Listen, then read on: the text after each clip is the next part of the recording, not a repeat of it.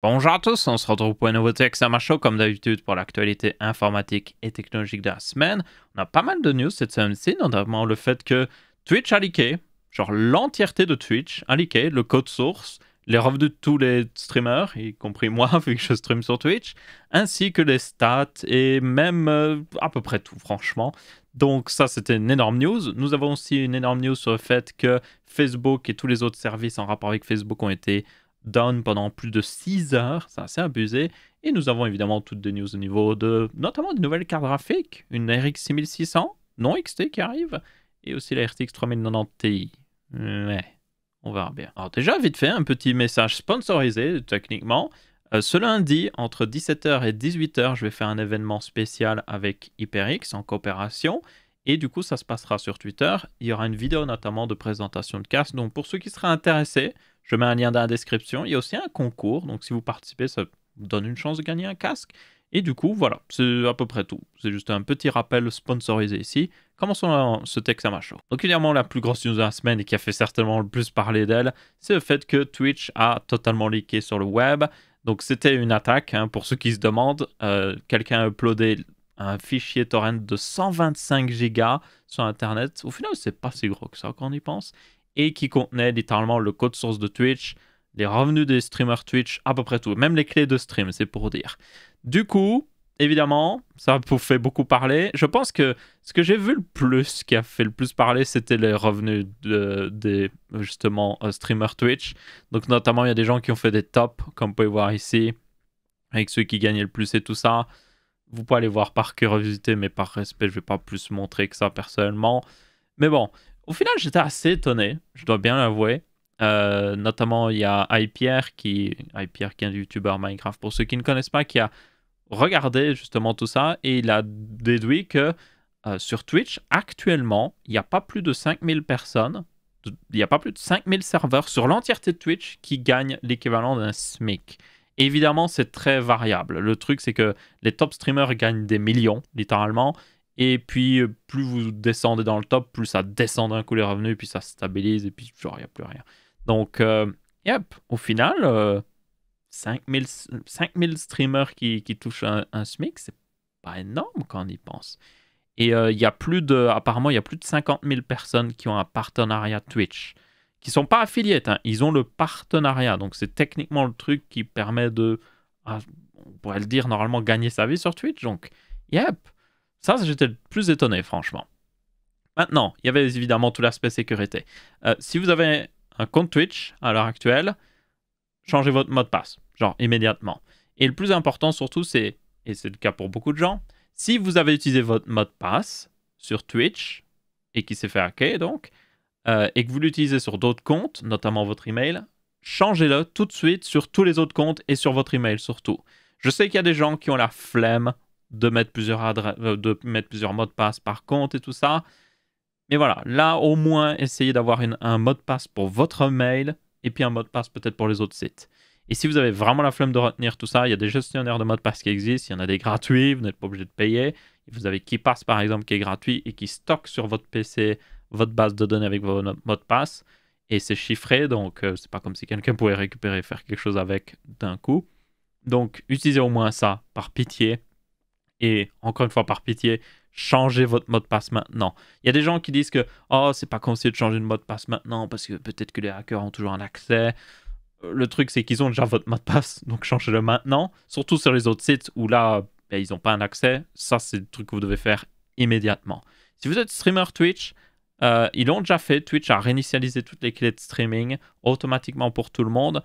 Pourquoi? Ben, pas encore une fois, parce que les hackers l'ont récupéré. Donc, ça veut dire que vraiment, avec la clé de stream, pour information, vous pouviez streamer sur le compte de n'importe quel streamer Twitch. Genre, vous pouviez streamer sur le compte de Riot. Vous pouviez streamer sur le compte de Shroud. Il n'y avait rien qui vous en empêchait, littéralement. Évidemment, vous faites un stream pour lui, c'est pas comme si vous pouviez faire quelque chose sur sa chaîne, mais ça pourrait être assez dévastateur si vous streamez genre des choses qui ne sont pas autorisées par Twitch. Bon, évidemment, ça a été vite. Genre, beaucoup de streamers ont directement réinitialisé leur clé de stream.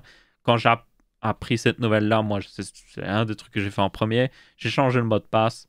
Après, j'utilise un gestionnaire de mot de passe, donc moi je m'en fiche, j'avais juste un mot de passe à réinitialiser, donc ça allait plutôt bien. Mais bon. Et sinon, il y avait d'autres trucs, notamment le code source a leaké. Donc il y a eu des informations, des réponses déjà que des gens se demandaient sur certains systèmes de Twitch. Donc ça c'était intéressant. Mais aussi sur des trucs que Twitch avait prévus. Il y avait apparemment aussi un service de streaming de jeux vidéo prévu par Twitch. Et ça a apparu dans le code. Donc ma foi, on verra bien. Mais yep, c'est franchement à peu près tout là-dessus. On pourra en parler beaucoup plus. En réalité, il y a tout l'aspect sécurité, tout ça. Il y avait aussi des trucs assez graves au niveau du fait que notamment même les tokens de double authentification avaient leaké aussi. Donc ça peut être problématique. Mais bon. Et pour information, tout ce leak date de la seconde moitié. Donc c'est à partir du mois d'août 2019 jusqu'au mois de septembre 2021. Donc tous les revenus que vous voyez, notamment les tableaux de revenus, c'est pour 2 années. Donc ça, je tiens à le préciser. Et ça inclut la part de Twitch aussi, pour ceux qui se demandent. Les 30% de Twitch ou 50%, ça dépend les streamers, sont inclus dedans. Donc ça veut dire que le chiffre que vous voyez, il faut enlever 30%. Et puis évidemment, normalement, le streamer paye des taxes. Donc il faut enlever ça aussi. Je tiens à le préciser. Parce que, yep, il y a des gens qui vont juste regarder, ils sont en mode « Oh, il gagne autant, lui ?» Non, c'est plus compliqué. Mais bon, bref. Et je le redis, mes revenus aussi ont leaké sur Twitch. Donc ma foi, si vous voulez voir combien Aurélien Sama a fait sur Twitch, vous pouvez aller voir, je suppose. Mais encore une fois, ça inclut la part de Twitch et c'est sur 2 ans. Un peu plus de 2 ans même. 2 ans et 2 mois, par exemple. Donc ouais. Deuxième grosse news de la semaine, c'est évidemment le fait que Facebook, Instagram et tous les services de Facebook, y compris WhatsApp, étaient down pendant 6 heures. Donc ça a fait énormément parler de lui, évidemment, aussi. Notamment, moi, je trouve que le plus grave, au final, c'est... Bon, Facebook down pendant 6 heures. Pour les business et tout ça, oui, c'est problématique. Mais pour les gens normaux, ouais, bon, vous allez être un peu plus productif. Désolé. Mais le plus gros problème, pour moi, c'était WhatsApp. Genre, plein de gens dépendent de WhatsApp. Vraiment. C'est là le service de messagerie Internet le plus utilisé au monde, il me semble, d'ailleurs. Donc, yep, ça, c'était un énorme problème. Parce qu'il y a des gens qui, par exemple, n'ont pas forcément un numéro de téléphone et passent par WhatsApp. Il me semble que vous êtes obligé d'avoir un numéro de téléphone pour avoir WhatsApp. Mais il y en a qui passent par Internet via WhatsApp pour économiser en frais de téléphone et tout ça. Donc, il y a certainement des personnes qui se sont retrouvées sans source de communication, franchement, pendant 6 heures. C'est quand même pas rien. Hein. Donc, ça, je pense que c'était vraiment le plus grave là-dessus. Du coup, pourquoi c'est arrivé? Alors, il y a des spéculations. Il y a eu des spéculations, en tout cas, que c'est arrivé au final, il me semble, 1 jour ou 2 après le fait qu'il y ait eu une interview assez choc sur Facebook. Donc c'est une personne qui a leaké pas mal de trucs sur Facebook, des documents et tout ça, sur le fait que Facebook faisait des choses pas très bien. Mais bon, ça on était à peu près au courant. Mais genre des choses vraiment pas bien. Donc basiquement, s'ils pouvaient prendre une décision qui les avantageait au niveau financier, peu importe les conséquences au niveau humain, ils la prenaient forcément. C'est pour vous dire à quel point ils étaient juste... Enfin, ils sont, on va dire, ils n'en ont rien à faire des gens. Donc, yep. Dans tous les cas, ça n'avait pas un rapport avec ça techniquement. Après, on verra bien. Selon Facebook, ils ont eu un problème de configuration. J'aimerais savoir qu'est-ce que vous avez mal configuré pour foutre en l'air Facebook, WhatsApp et Instagram. Ça me semble être sacrément étonnant. Genre, what? C'est ça qui vraiment je suis en mode comment ça a pu arriver en fait, parce que Facebook et Instagram partagent des choses forcément, mais est-ce que Instagram a vraiment besoin de Facebook pour fonctionner? Est-ce que WhatsApp a besoin de Facebook pour fonctionner? Je ne sais pas. Moi ça me paraît bizarre qu'ils aient tous leurs œufs dans le même panier, un endroit en tout cas. Normalement quand vous designez un service en ligne, surtout de cette ampleur, vous essayez de ne pas avoir de points faibles dans votre infrastructure. Vous essayez d'avoir de la redondance partout. Donc le point d'accès des gens vers votre site, les services en arrière-plan, que ce soit des bases de données ou des systèmes de stockage des informations et tout ça, vous avez de la redondance. Ou sinon, s'il y a un truc qui a un problème, c'est down forcément. Du coup, quand ils disent qu'il y a un problème de configuration, je suis juste en mode mais qu'est-ce que... Genre vous avez reconfiguré tous vos serveurs je sais pas, de base de données ou autre chose d'un coup et vous avez foutu tout en l'air. Genre qu'est-ce que vous avez fait quoi? Et ça a duré 6 heures quand même. Normalement, encore une fois, quand vous déployez quelque chose comme ça, en toute logique, déjà vous le testez. Vous le déployez pas juste comme ça en production en mode oh yolo, surtout pour Facebook, hein, c'est un énorme site et tous les services associés. Et puis, même imaginons vous le déployez sans avoir trop testé, genre vous avez normalement un système de rollback. Si vous le déployez qu'il y a un problème, vous revenez en arrière, quoi.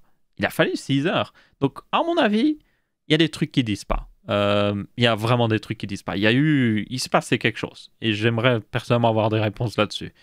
Soit c'était de la pure incompétence, ou soit il s'est passé quelque chose qu'ils ne veulent pas vraiment révéler parce que ça leur poserait des problèmes. Et d'ailleurs, en parlant de problèmes, évidemment, avec un tel, on va dire, problème qui a fait que le site était indisponible pendant 6 heures, vous avez Mark Zuckerberg qui a perdu 8 milliards de valeur de ses actions. Le pauvre, 1 minute de silence pour Mark Zuckerberg qui ne pourra pas s'acheter un nouveau jet. Bon, pas vraiment en fait. C'était la valeur de ses actions, ça va augmenter, on le sait tous.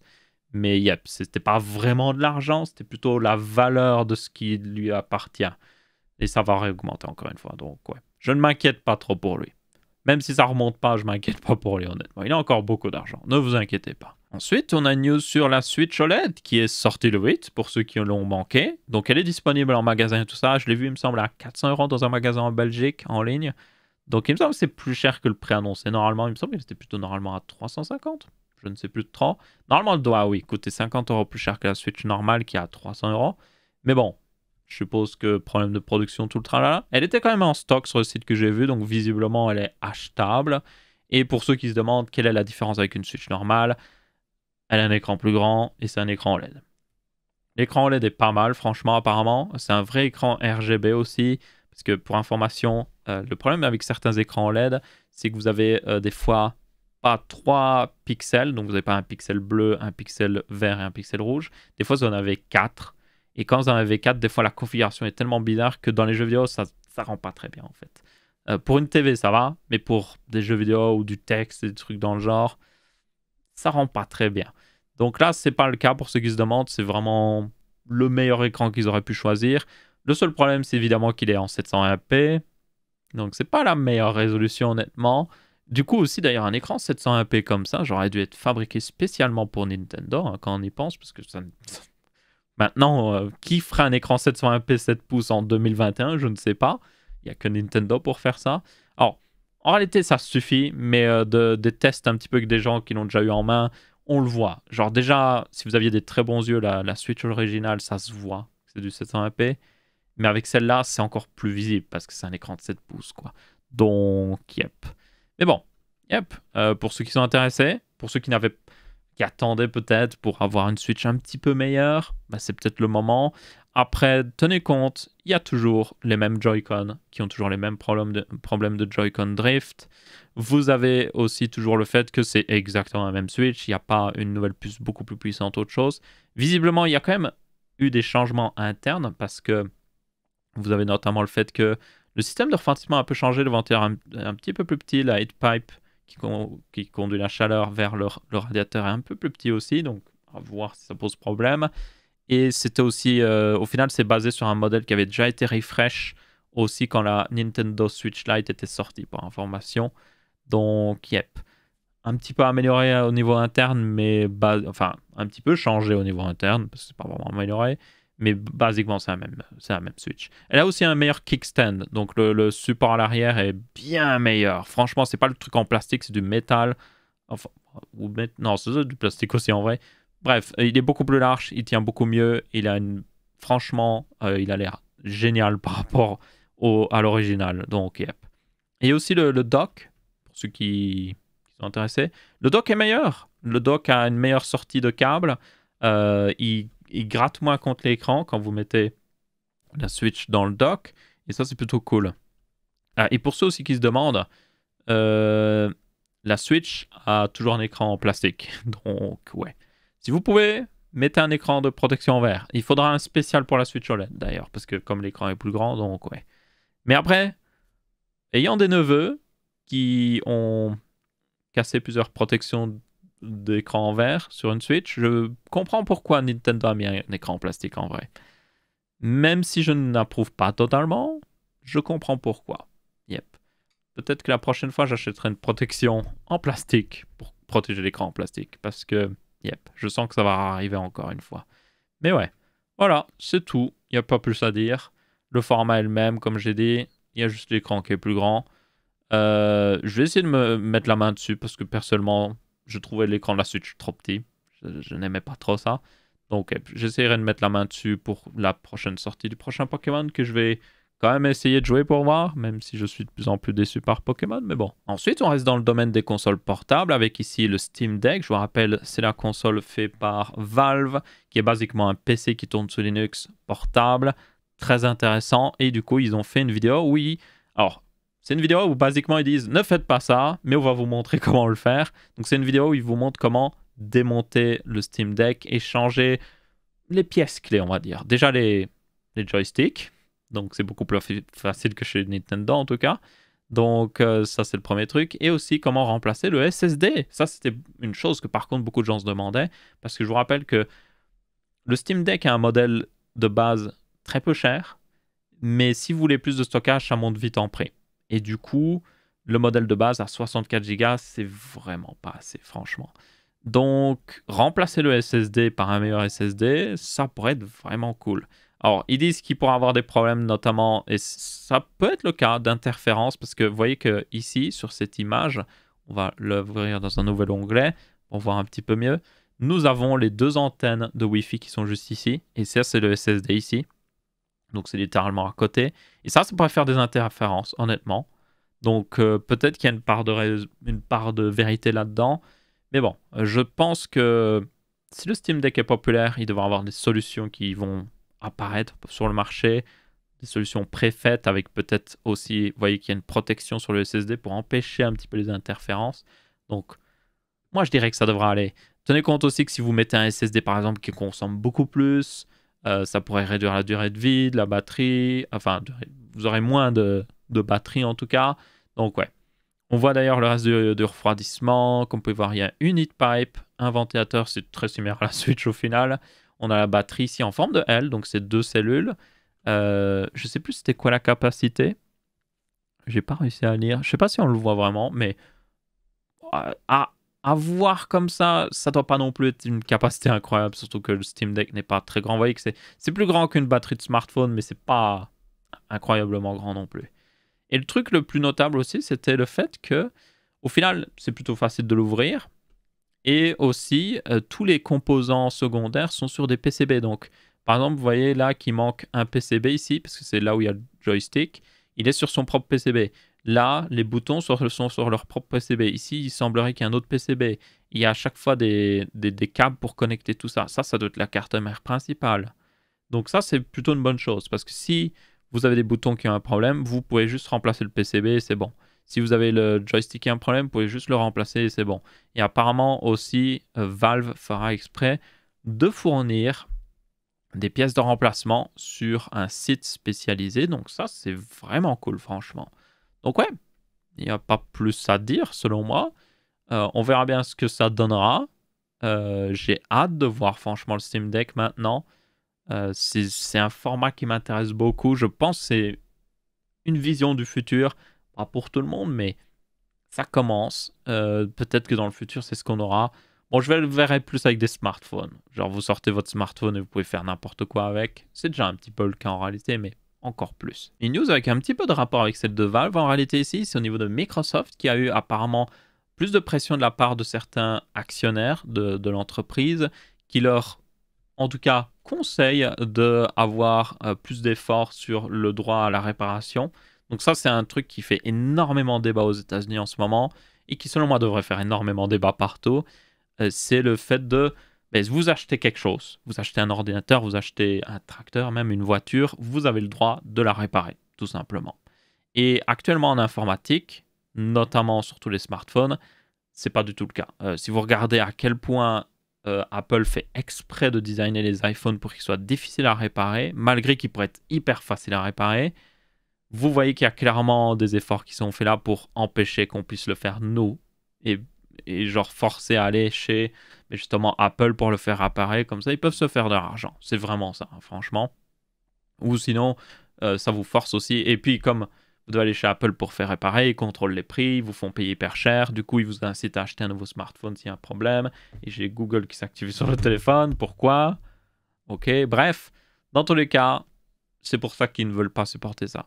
Et là, c'est du coup... selon moi, c'est logique que les actionnaires mettent la pression au niveau de Microsoft pour faire ça, parce que le droit à la réparation, ça, c'est sûr et certain, d'ici plusieurs années, en tout cas, minimum, je dirais, ça va commencer à passer un peu partout, surtout en Europe et aux États-Unis, parce que c'est juste logique. Genre, si vous demandez à n'importe qui, hey, est-ce que un appareil que vous achetez, vous devrez avoir le droit de pouvoir le réparer?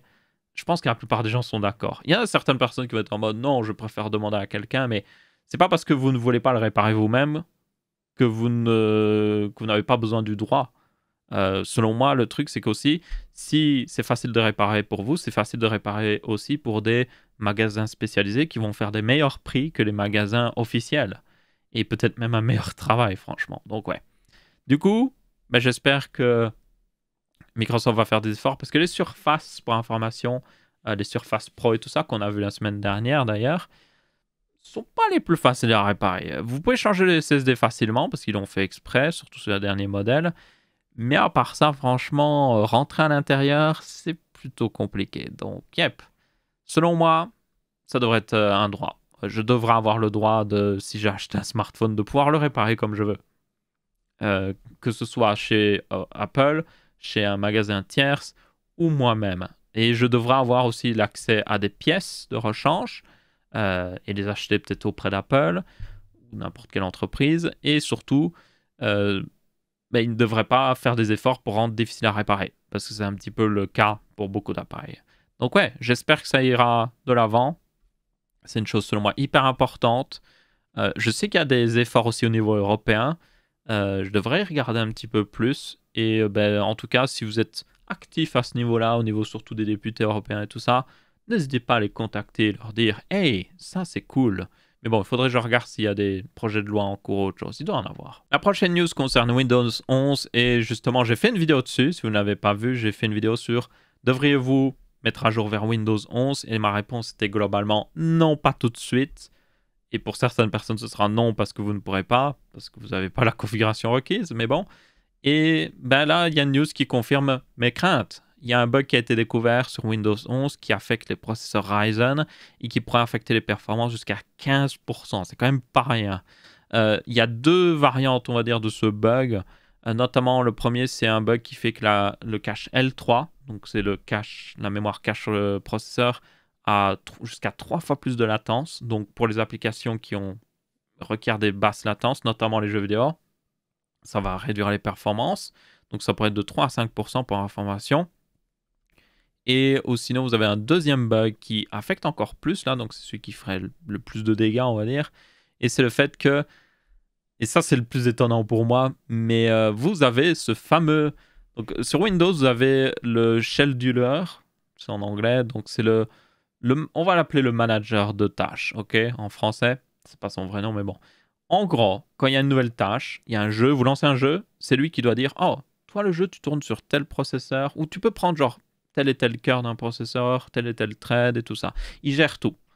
Un bon manager de tâches donne des meilleures performances, clairement. Genre, si vous managez parfaitement les tâches sur un PC, les performances vont forcément augmenter parce que vous évitez de mettre deux tâches très gourmandes sur un même cœur, par exemple, ce genre de choses. Eh bien, le truc, c'est que sur Windows 11, ça a été un petit peu montré, notamment avec Alder Lake qui arrive, que le manager de tâches a été amélioré normalement. Et pourtant, là, on a au final un truc qui rentre en conflit avec ça, où il y a un bug qui fait que là, il gère moins bien en fait les processeurs Ryzen. Et des fois, il met plusieurs tâches sur le même cœur, en fait. Et du coup, les performances diminuent forcément. Donc, yep, c'est problématique, forcément. Ça devrait être fixé. Apparemment, ils vont fixer ça dans le mois à venir. Le temps qu'ils trouvent où c'est exactement le fixer. C'est des bugs qui, je dis pas forcément viennent du côté d'ailleurs de Microsoft, je tiens à le préciser, même s'il y a des fortes chances. Mais du coup, ouais, normalement, il devrait avoir une mise à jour via le canal de mise à jour de Microsoft et ça devrait fixer le bug. Une autre raison d'ailleurs pour laquelle encore une fois, je vous dis, hein, si vous n'avez pas un PC compatible, vous pouvez installer Windows 11. Il y a moyen de traficoter. Mais le truc, c'est que vous n'avez pas droit aux mises à jour. Et justement, ça, c'est une mise à jour que vous auriez besoin pour justement fixer un bug. Donc, c'est juste pour vous montrer que, yep, si vous upgradez vers Windows 11, attendez et faites-le vraiment avec un PC qui le supporte. Parce que sinon, ça ne sert à rien, selon moi. Restez sur Windows 10, il marche très bien. Il n'y a aucun problème avec. Oui, il n'a pas toutes les dernières fonctionnalités, mais bon. Peut-être, je devrais faire une vidéo sur comment transformer Windows 10 en basiquement Windows 11. On ne peut pas tout copier, évidemment, mais il y a beaucoup de choses qu'on peut se rapprocher suffisamment, en tout cas. Notamment les fonctionnalités, bon, tout ce qui est un peu cosmétique, pas forcément, mais les fonctionnalités pratiques, selon moi, c'est le plus important. Notamment, par exemple, le gestionnaire de fenêtres et tout ça, vous pouvez pas mal améliorer celui de Windows 10. Faudrait que je regarde si c'est possible, mais je sais pas. Honnêtement, je ne crois pas que j'aurai le temps de faire ça. Je tiens à préciser. Et voilà, juste une autre raison pour laquelle vous ne devriez pas upgrade pour le moment vers Windows 11. Ensuite, on a une news toujours au niveau d'AMD, mais là, une bonne news, je suppose, avec la RX 6600 non XT qui arrive. Donc, je vous rappelle qu'on a eu là quelques temps la 6600 XT qui n'était pas très intéressante, franchement. Elle était chère. Franchement, elle était chère pour... elle était basiquement au même prix qu'une RX 5700 XT à l'époque, pour basiquement le même niveau de performance. Donc, je ne comprenais... Je l'ai dit quand elle est sortie, je ne comprenais pas son existence, personnellement. Mais bon, j'ai même pas fait... D'habitude, je fais toujours une vidéo quand il y a une carte graphique qui sort pour en parler. Si je l'ai eu sous la main, évidemment, je parle de mes retours. Et si j'en ai pas une sous la main, je regarde les publications, ce qu'ils ont posté, et je parle de chiffres, de performance grâce à ça. Mais même pour cette carte, la 6600 XT, j'avais pas fait de vidéo le jour de la sortie parce que c'était franchement une carte inintéressante, quoi. Et surtout, il n'y avait aucun stock.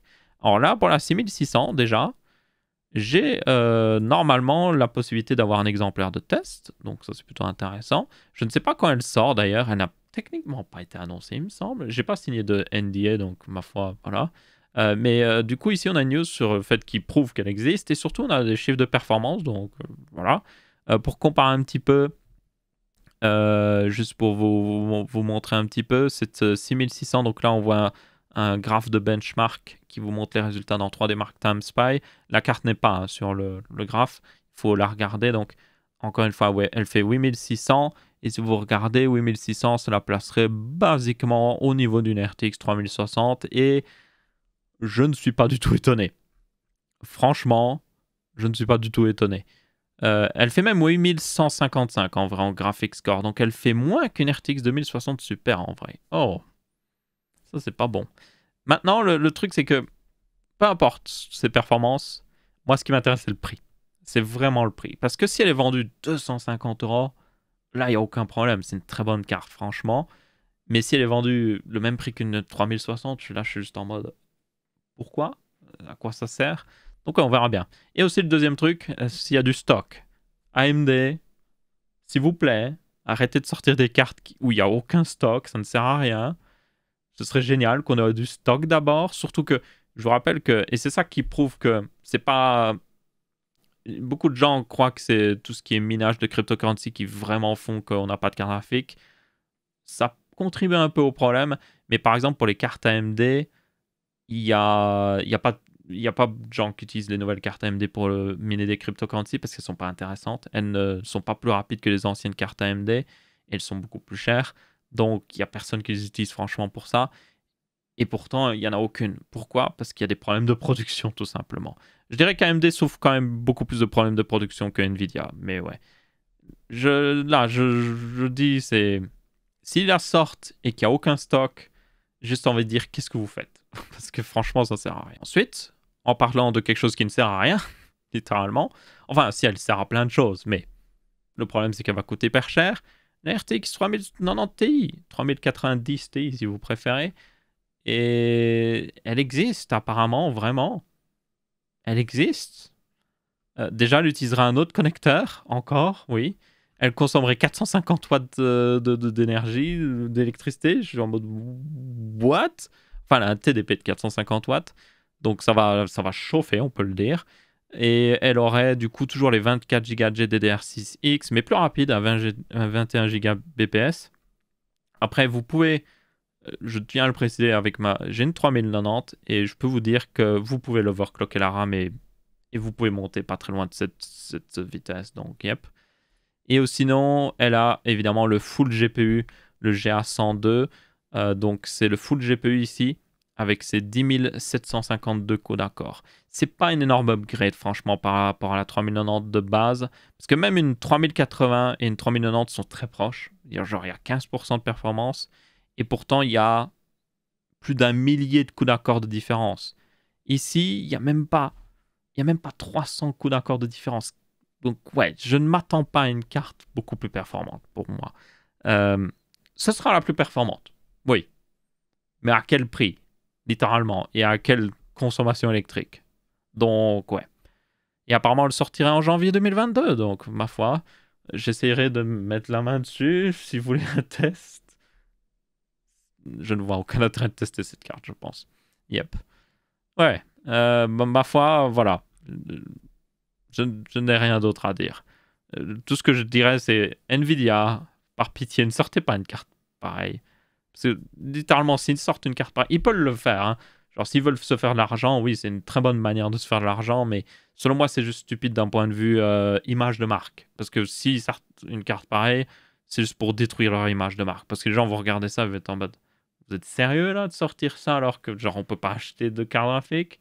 Genre, à quoi vous pensez? Mais bon. Ensuite, je hijack une news sur la DDR5. Donc, il y a plein d'annonces sur la DDR5, ça arrive.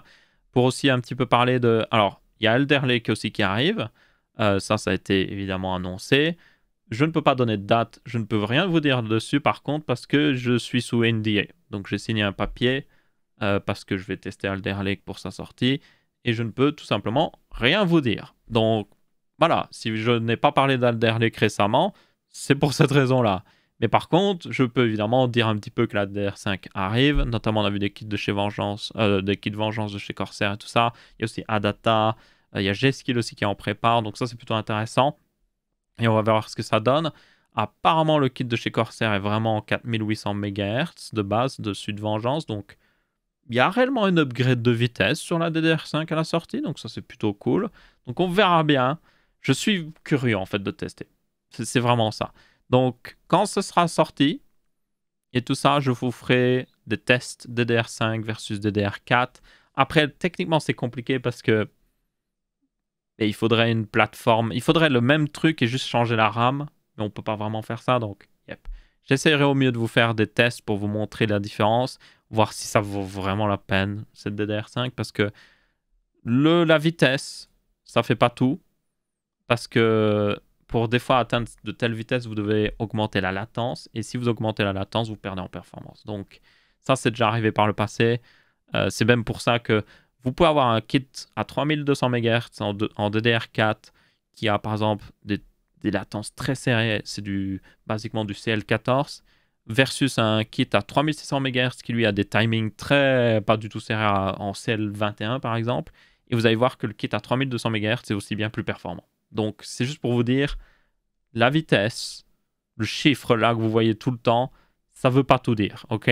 Donc, faites attention. Je pense qu'il va y avoir beaucoup de marketing pour la DDR5 dès la sortie.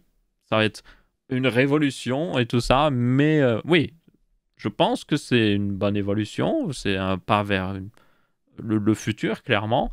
Mais juste attention, oui. Tous les kits DDR5 ne seront pas bons. Et enfin, une dernière news qui sort un petit peu de nulle part. Nokia a annoncé une tablette. Donc, c'est la Nokia T20 qui devrait sortir pour 250 $. C'est une tablette de 10,4 pouces avec Android et une batterie de plutôt bonne taille.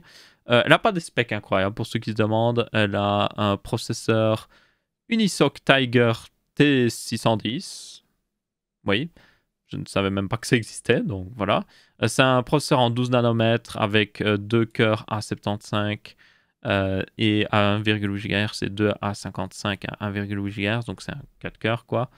Et du coup, pour information, il le précisait, les A75, c'est ce qu'il y avait dans les Snapdragon 845, donc voilà, c'est pas... ça date un petit peu, et puis évidemment, ne vous attendez pas non plus au niveau de performance d'un Snapdragon 845, donc ouais. L'écran est en 2000 x 1200 mégapixels, pixels tout court. Bon, évidemment, ils disent qu'il y a du Toughness Glass ou je sais pas quoi. Oui, c'est du Gorilla Glass, quoi. Arrière en aluminium, il y a un slot micro SD et chargement USB type C jusqu'à 15 watts. Et le plus intéressant aussi, elle avait une batterie de un peu plus de 8000 mAh. Donc ça, c'est plutôt cool. Donc, yep, ma foi, on continue d'avoir des tablettes Android ces derniers temps. Genre, je l'ai précisé, genre j'ai fait un test du Mi Pad 5, notamment de Xiaomi. Genre, 2021, c'est l'année de la tablette, quoi. Surtout au niveau Android. Parce que Apple a toujours fait des bonnes tablettes depuis des années, mais là, enfin, on a du renouveau au niveau Android. Est-ce qu'on peut remercier peut-être Samsung d'avoir fait la Galaxy Tab 7, S7, qui visiblement a motivé tout le monde à faire des bonnes tablettes? Peut-être. Je ne sais pas. Si j'arrive à mettre ma main dessus, je la testerai.